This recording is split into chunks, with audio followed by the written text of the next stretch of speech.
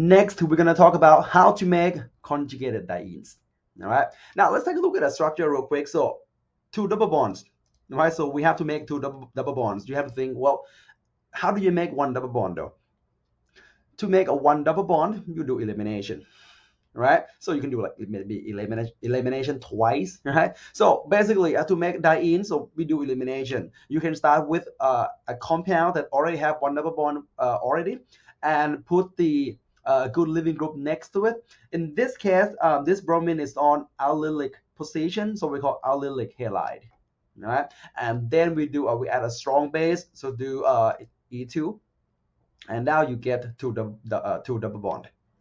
We prefer to use strong and big bulky base just to prevent an SN2 reaction, so the base won't just get onto the compound.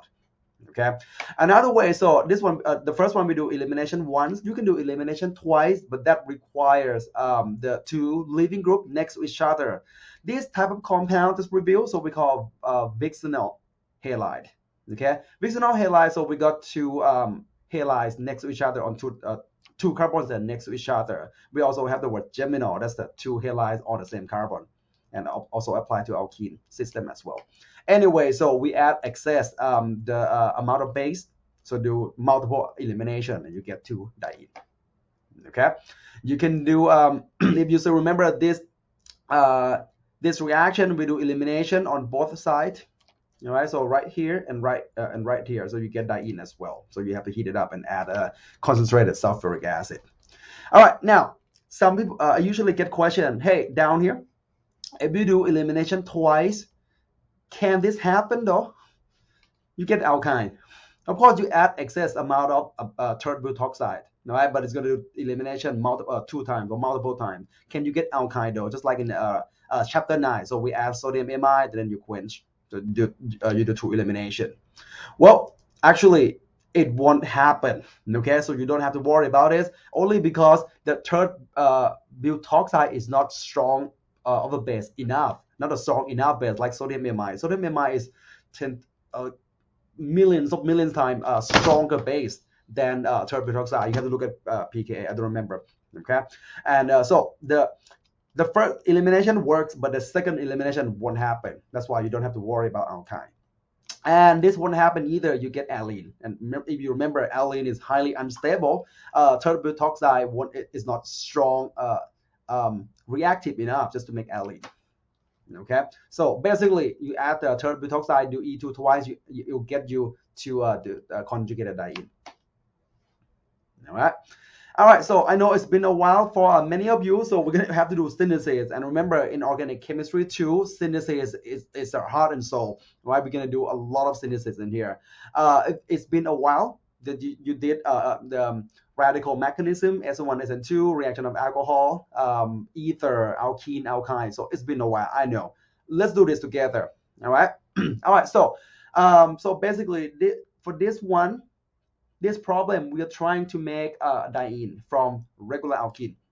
Okay, so I'm going to do a retro synthesis. Retro means backward, so I'm going to try to do backward and see if I can get to the starting material.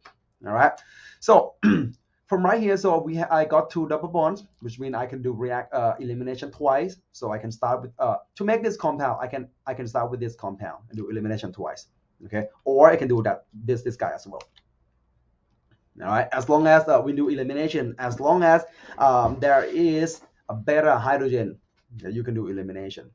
Anyway, all right, so if we have X is right here, so this is the vixenol halide, right? That's one reaction on alkene that allows you to put two halides on alkene. We call halogenation. So if I have double bond in the middle, I can introduce two living groups and then do elimination twice. Okay, all right, from alkene, to make alkene, just one alkene, one elimination, I can make just from that guy. Okay, and then this guy, from this to make this from starting material, that's just a radical reaction. All right, I'm going to go forward right here. So I'm going to start with this starting material. Do radical reaction, bromine and light. So you put bromine on the most substitute carbon right there. Okay, and then to make this compound next one, I'm going to do one elimination. Use a small base, strong and small base. Otherwise, you'll get the double bond on the outside. Okay. And from right here, we do halogenation, introduce two leaving groups. Okay. Now this reaction does not require light, and you got to keep it away from light. Otherwise, it's gonna start doing radical reaction. Okay. CCl3 carbon tetrachloride, that's a solvent. And then so we got two leaving group now, so we can do elimination. Okay, 2 times you get to the product. Here we go. All right. Okay, now so this is how we synthesized conjugated diene. We're gonna move on to talk about the property of conjugated diene and its their reaction. Okay.